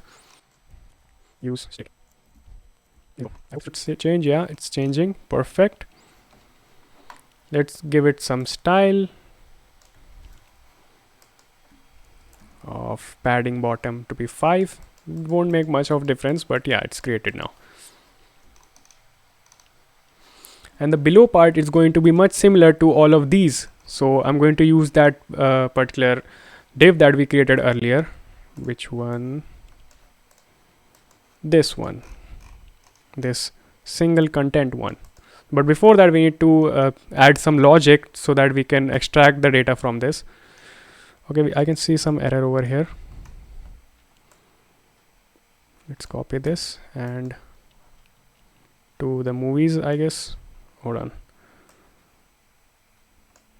Copy and let's paste it over here. I don't want to add the fetch movies. Okay, series as well. Let's go to series and add this. All right, cool. Let's go back to the search and let's start creating some logic right below this one. Whenever we search something inside of our text field, it should change the set search text state. So I'm going to create another state now. Search text is going to be empty by default. And I'm going to create a state for our content.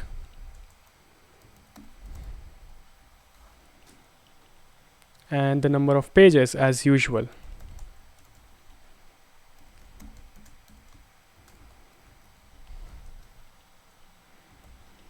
All right, all of these states have been created. Let's start working on it now.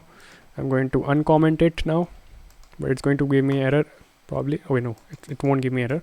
So whenever we are changing this, it's going to update the search text.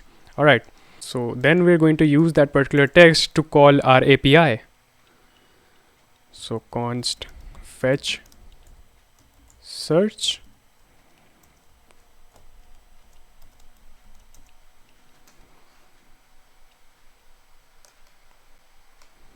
And I'm going to copy the code that I have written over here, just like that. So const data. And now we're going to make an asynchronous function so that we can use the Axios. Axios.get backtick, and let me just get the API real quick. Okay, so this is the API. Let me explain you. So the HTTPS did the blah blah blah and /search. So now first it's going to see what is the type of the search, if the type is TV or the type is movie. So how are we going to determine if the type is 1, that is type is true, so it's going to be TV, otherwise it's going to be movie. So if it's 1, that is this one, it's going to be TV, otherwise movie. Alright, then we are adding our API key and some other stuff over here, and the query, this is the most important one. It's setting the search text, the query to the search text, whatever that we are typing over here. It's going to set it to that, and this is the page, nothing fancy over there. So yeah, this is our API, and again you can find this in the description if it's not clear till yet. And now we're going to set the content to data.results, and I don't think I have, yeah, I haven't assigned the data over here. Const data equals await axios.get. Okay, and set number of pages to data dot total pages. Just like the previous ones, we need to create the use effect, so I'm going to copy and paste it up. So the same thing, we're scrolling to the top. Whenever we're changing the page, we're scrolling to the top, and the fetch search will be called, that is this function will be called. And whenever the type is changing or whenever the page is changing, it's going to be firing off that function again. So let's save that. So use effect is not defined, let me define that. There we go. Alright, now we need to create the generic stuff that we did many times now. So this stuff right here, so I'm going to copy and paste that stuff inside of it, that along with the div and the pagination component below this. There we go. I've copied this up. So the trending and the pagination. Okay, it's not getting auto imported. I think I need to bring it in. Let's bring it in from movies. Both of these, and paste it over here. Should work now. If it's not clear, I'm gonna explain to you. So this is the single content that we did earlier. Everything is just same to the movies and series page. Just the difference is over here. So it's checking that the media type is TV. Again, if it's 1, then it's going to be TV. If it's 0, it's going to be movie. Just like that. Also, if the search text is not empty but the content is empty, that is there's something written over here, but you can see no movies found, it's going to display no movies found without searching it. And the type will be no series found, no movies found, etc. Yeah, so it's the same logic, nothing fancy over here, you can understand. All right, now we need to create a click to search button. If we click it, only then we're going to search it. So over here I'm going to create an on click, which will be fetch, which is going to call our fetch search function that we created earlier, fetch search. All right, let's try it out now. Spider-Man, let's click it, and here we go, it's displaying all of the data right here. If we switch to TV series, it's going to display all of the TV series related to it. Great. All of the basic stuff and the basic boilerplate, I mean not the basic stuff but the intermediate stuff is done. Our website is ready. I mean even in this state it's looking pretty cool, but we need to add the modal component. Whenever we click on any of these movies or TV series, it should display a modal with the detailed information. So let's create the modal. So let me introduce you to the Material UI modal first.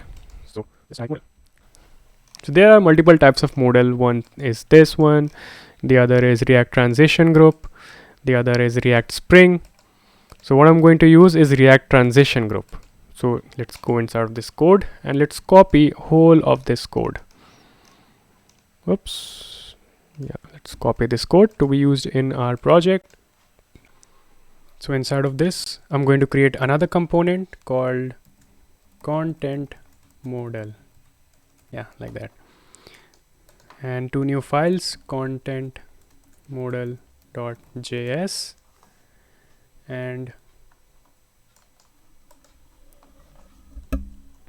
content modal.css.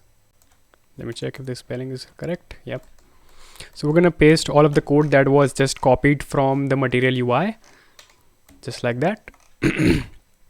and I would need to change these default styling provided by this. But let's first let me just check how this is working. So I'm going to go to the single content. So how are we going to implement it? So what are we going to do over here is we're going to wrap this single component div, or we're going to convert this div into this content modal component. So what's going to happen then is this itself will become a button. So whenever we will click on this, it's going to display a particular model. So let me just show you how I'm going to do that. So let me just change the name of tent model. Yep, fine. And over here, I'm gonna change it to content model. Yeah, great.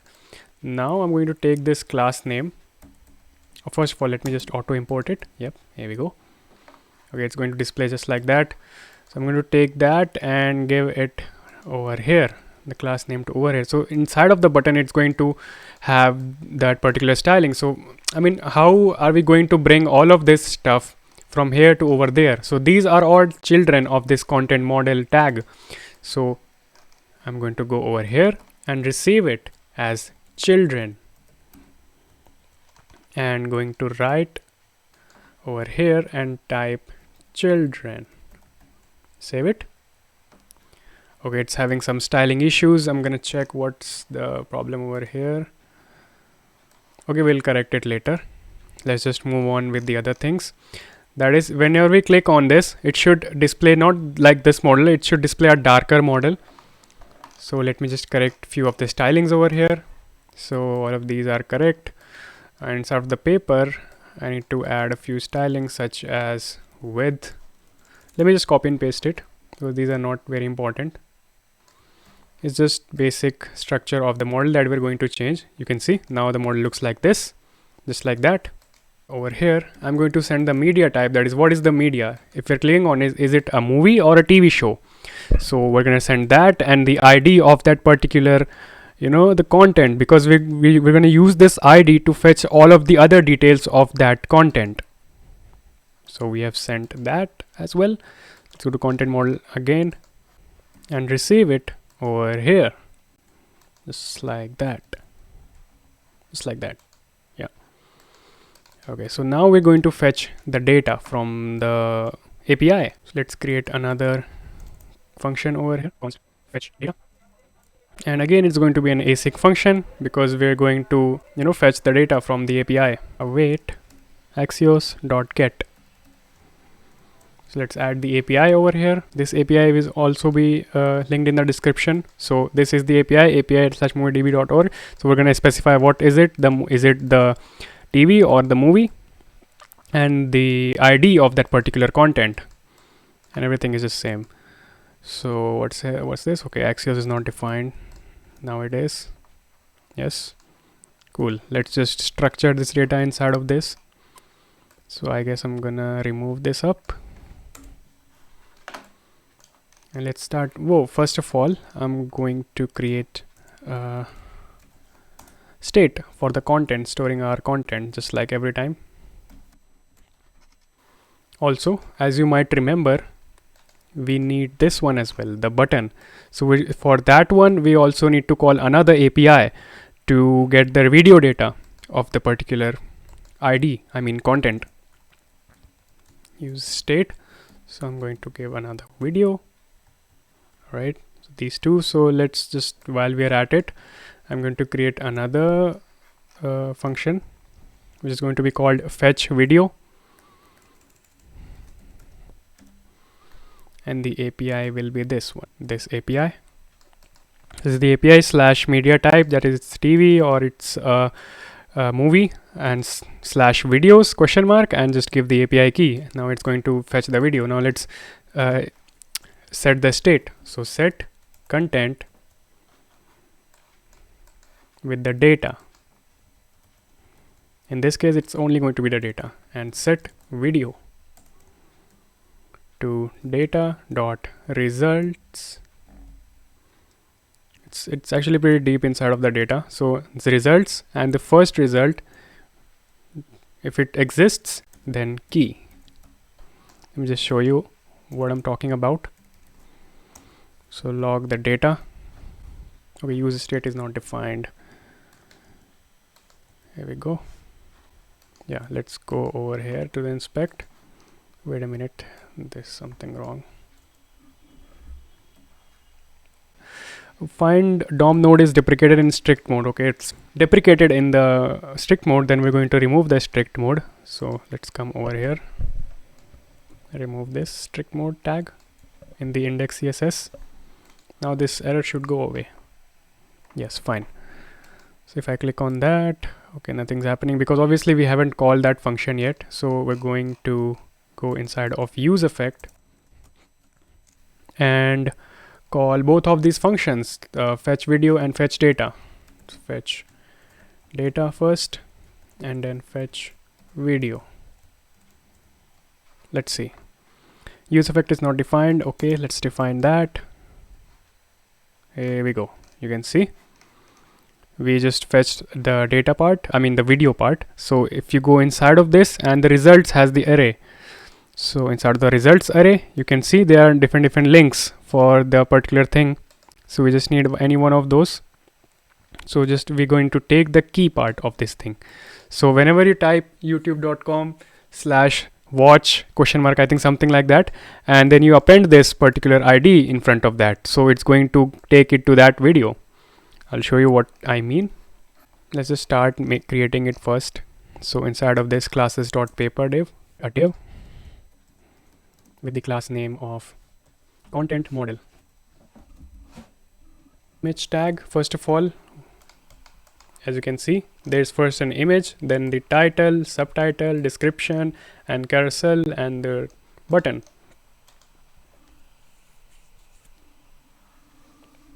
So image src will be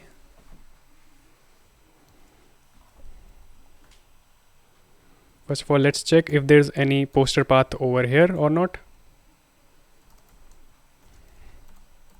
If the poster path exists inside of our content, then what it's going to display, it's going to display a bigger picture, which is going to be image 500. As you might remember, it's this one, image 500/content poster path. It's going to display that. Otherwise, it's going to display some placeholder image, which is going to be unavailable. Okay, I haven't imported the unavailable. What's wrong? It looks fine. Okay, I think I need to import something. Okay, I think the tag is missing, just like that. Yeah, now the unavailable is missing. I'm gonna import one more thing, which is unavailable landscape. I'll tell you why I'm importing that.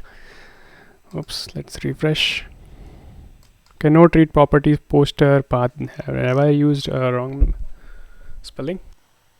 Okay, got it. So before we render this, we need to check if there's something inside of the content or not.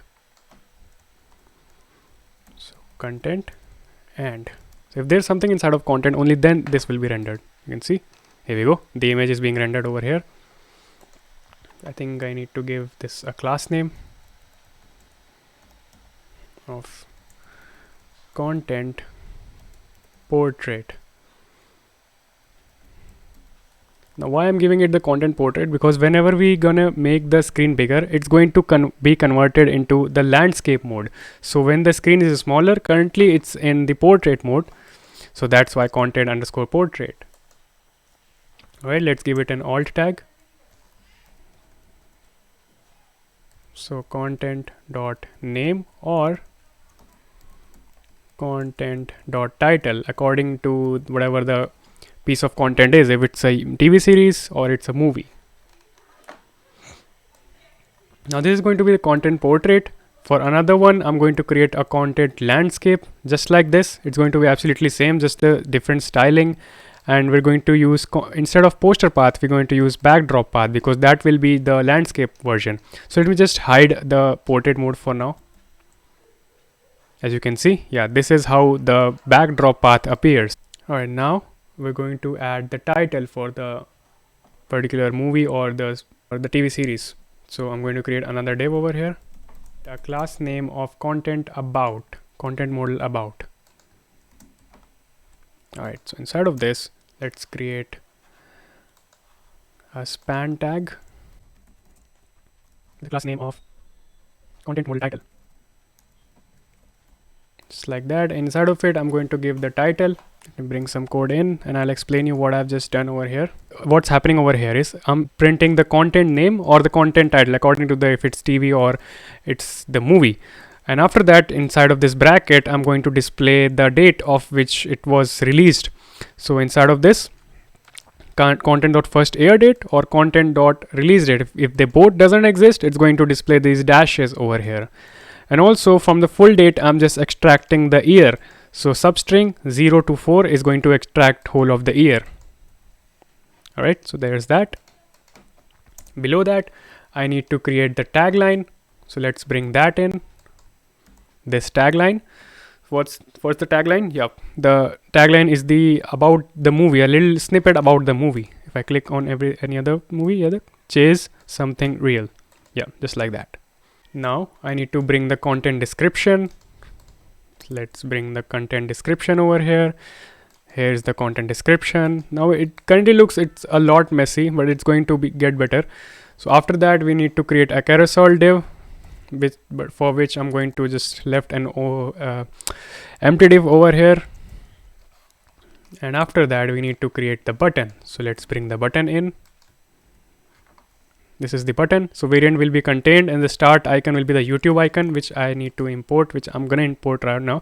And watch over here, the href, I'm giving it this link, and after this, the code that I showed you earlier, the video code is going to go after this. So this is how you are supposed to do it. Let me import the button and this YouTube icon as well. It's right here. It should look good now. Yep, look at that. Alright, I guess we're done with everything. Yeah, I guess we are done in the JSX part. So let's just style it. Let's go to content.modal. I'm going to bring all of the styles, then I'm going to explain what's going on over here. Alright, let's see. So content modal.landscape, what is going to happen in nothing fancy over here. It's just going to object fit content so that whenever the photo is stretched, it gets back in its shape. Content modal underscore portal is going to give this styling with the border radius of 10 pixels, nothing fancy over here. For the tagline, I'm going to give padding bottom a little bit of 10 pixels. Let me just save it so that you can see better. Wait, I think I haven't imported the CSS yet. Yep. Content modal.css. Yeah, now let me explain to you. So whenever I'm going into portrait mode, okay, it's not appearing because that's commented out right here. I mean, yeah, you can see in the big screen mode, it appears like this, and it goes to mobile length. Oh, for example, like this. Whoops, something. Oh, okay. I need to hide it. So, what styling has not been. Yeah, now it's better. Yeah. Okay. Now let me just explain. So I explained both of these. For the tagline, I've given padding bottom, as you can see, and the align self is going to be centered. I don't know what's happening over here, so I'll check that first. And modal underscore, okay, it's the single underscore. Yeah, now it's fucking fine. Okay, for the content modal, the whole of the content modal, the display has to be flex, and the flex direction will be column, so that they are aligned from top to bottom. Justify content is going to be the space between, so that as you can see, the spaces are between these. Just like that. Height is going to be 100 and width is going to be 100 as usual. And overflow Y is going to be the scroll bar width will be none. So we don't want the scroll bar to be appearing over here. So same code over here. It's for the scroll bar. Content modal about, I've styled this portion of the app. In the content modal title, I've styled this portion of the app. This is for the description. Oops, sorry. I mean for the content modal about. It was for the whole of this section. Content modal title, this one, and content modal description is going to be this one. And again, I'm going to remove the scroll bar. I mean, for the Chrome, I'm going to remove the scroll bar, and for the Firefox, it's going to be thin. And here's some responsive stuff. The content modal is going to be landscape. Whenever it's in the landscape, I mean, whenever the screen is in landscape, the content model landscape pic is going to be hidden by the display none, and the content model portrait pic will be display flex, as you can see over here. And notice this, that I've added min width over here, not max width, because it was when I was creating this page, I was creating it in the mobile perspective, and so we need to add min width to be adding that like if it's bigger than 835 pixels, then do these things. So this is what's happening over here.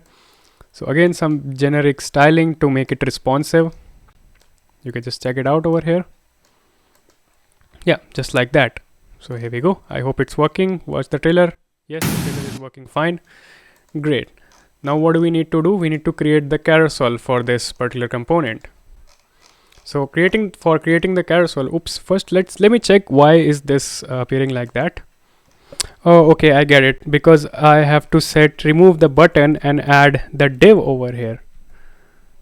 Yes, now it's working absolutely fine. And let's remove this div from the top and let's make it an empty React fragment. Yes, working fine. That was the problem. So this is also a pretty looking app still, but you can add more features to it by adding a carousel. So carousel will look a lot better. So let's go to React Alice Carousel or whatever it's called.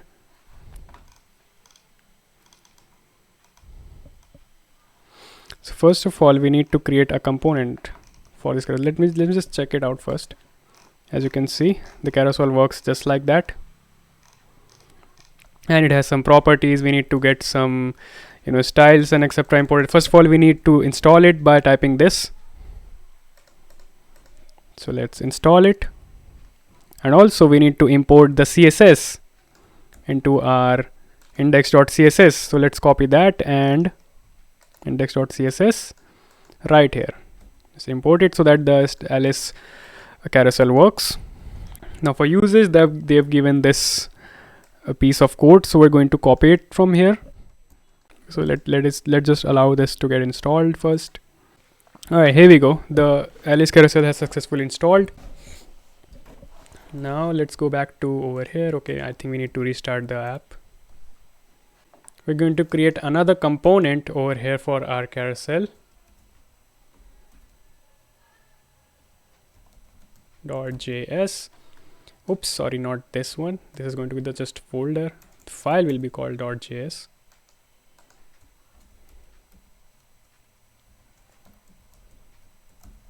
And another one for CSS. Now let's copy this snippet and paste it right here. And let's import the Alice carousel as well. Okay, inside the content model, the place where we have left for that, yeah, over here, I'm going to import the carousel. Okay, we're going to have to manually import it.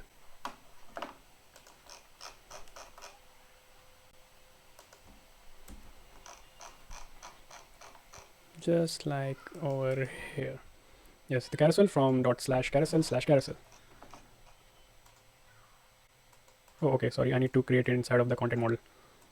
Yeah, now it's going to not break. Okay, it needs to have a default import.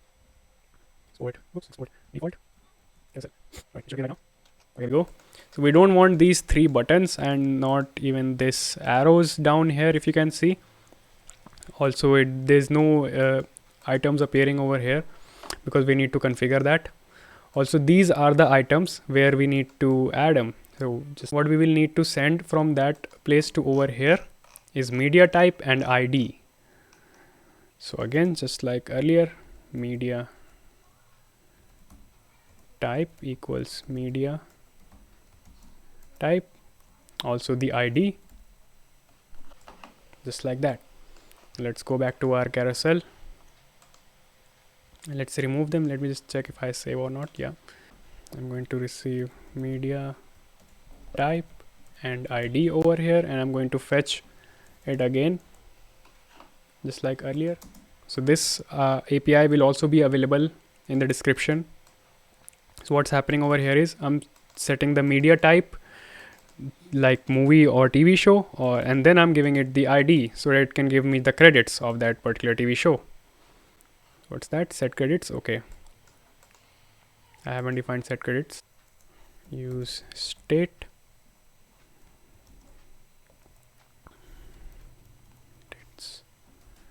Okay, fine. Looks good. To make it responsive, you just need to go through all of this documentation. You'll know what's going on over here. So I'm going to make it responsive first. Okay, let's make that responsive later. First of all, we need to add the items instead of this. I'm going to copy something.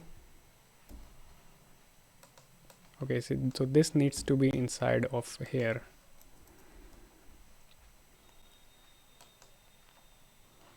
So I'm going to remove this, and instead of this, I'm going to bring the items that I'm going to use. So whenever the credits, so when the credits is already used, just a sec.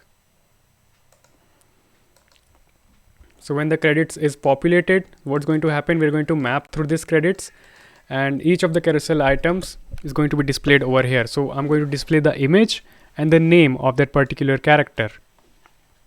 So image 300 is not defined. Let's just define it. And no picture as well. These both were inside the config. Cannot read property of undefined. Okay. So all I need to do was add the question mark over here. And here we go. Okay, it's not working. Of course, because we haven't called this function yet. So use effect.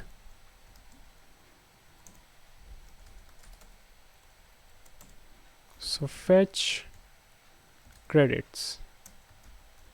Oops. Yep, let's see. Cannot read property map of undefined. Okay, so I think I should add a question mark over here. Yes, it's working now. Okay, now we need to make it responsive and correct this size as well. It's just huge. So to make it responsive, here's the code. So if if it's 0 pixel, if it's in the normal state, it's going to be displaying 3 items, which means if it's the screen size is very small, if it's 512 pixels, it's going to display the items 5. If it's more than 1024 pixels, it's going to display items as 7. So we need to add it down there. So first mouse tracking is added and items equals items. So I need to add autoplay so that they are playing automatically. Yep, they are working. Let's add the responsive. There we go. Okay, need to correct that as well. And should be infinite. And it shouldn't display the dots control. So disable dots control and disable button controls. So why is it so huge? Let me check. Yeah, it's too huge.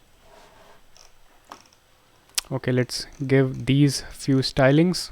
This carousel item, carousel text, and carousel image img.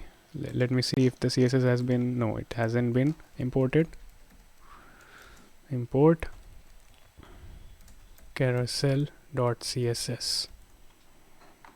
Okay, let's go to over here and let's add a few of this styling. These two. So it's displaying the items as flex, and it's going to flex direction column, so that this is the for one particular card. So it's going to be display flex and display column. So first the card will be there and then the name will be there, and object fit is going to be contained so it doesn't get stretched. Padding between them is going to be 10 pixels. And for carousel image, this style will be followed. Border radius is going to be 10 pixels and margin bottom will be 5 pixels. So there's a space between the name and the picture, and the box shadow, as you can see, is given particular some values like 5 pixel is the spread and the black shadow. So yeah, here it is. It's working absolutely fine. And let's check if our app is working perfect or not. Let's open this. Okay, this is working as well in the normal desktop mode. Yep, working fine. Let's search something.